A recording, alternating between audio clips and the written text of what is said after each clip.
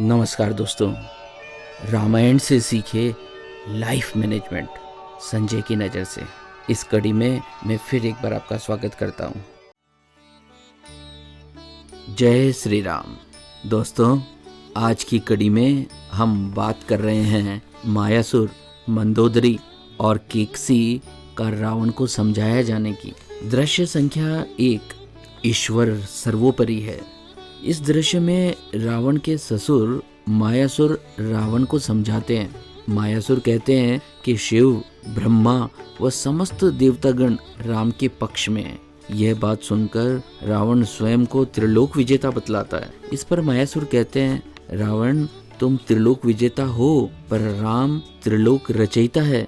रावण इस बात का उपहास करते हैं। आज संधि प्रस्ताव की आखिरी रात है। इस प्रकार अपने ससुर मायासुर के काफी समझाने के बाद भी संधि प्रस्ताव की सलाह को रावण ठुकरा देता है। इससे हमें ये सीखने को मिलता है कि इस संसार में बहुत सी सफलताएं मिल जाने के बाद भी इस संसार के रचयिता को सर्वोपरि समझना चाहिए। जब ईश्वर को सर्वोपरि समझते हैं तो हम अहंकार के भाव से बच जाते हैं तथा कृतज्ञता के भाव में रहने लगते हैं। दृश्य संख्या 2, अहंकार व स्वाभिमान में बहुत थोड़ा सा ही भेद है।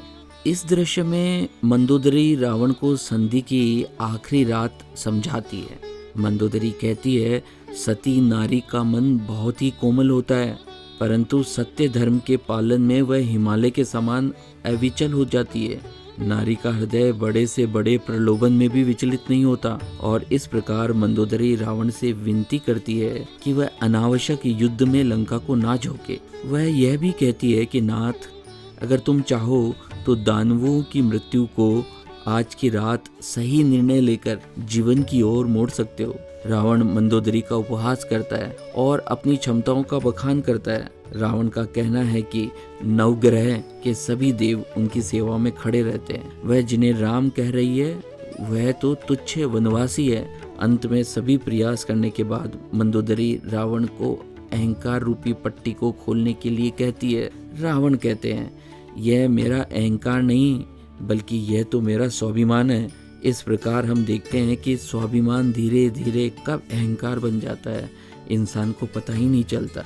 जब किसी स्वाभिमान में कृतज्ञता ना हो तो यह समझ लेना चाहिए कि अब यह अहंकार बन गया है।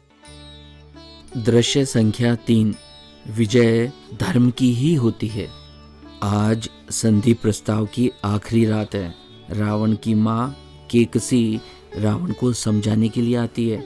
केकसी कहती है, तुम्हारे दोनों भाई खर, दूषण और बहुत से राक्षस युद्ध में मारे जा चुके हैं। तुमने नाना की बातों को ना मानकर भी अच्छा नहीं किया। केकसी कहती है, रावण बेटे, मैंने तुम्हें जन्म दिया है और मैं तुम्हारा शुभ चाहती हूँ। रावण कहते हैं, मैं नादान नहीं हूँ, आपने मुझे जन्म जरूर दिया है, परंतु मैंने अपना भूत और भविष्य स्वयं तय किया है। केकसी रावण को समझाती है कि दानव अधर्म के साथ है और देवता धर्म के साथ है और अंत में विजय धर्म के साथ रहने वालों की ही होती है। इतना समझाने के बाद केकसी हठ धर्मी रावण को युद्ध ना करने की सलाह देती है। इससे हमें ये सीख मिलती है, अंत में देर से ही भले पर जीत अंततः सत्य की ही होती है। अतः धर्म के रास्ते पर सतत चलते रहना चाहिए।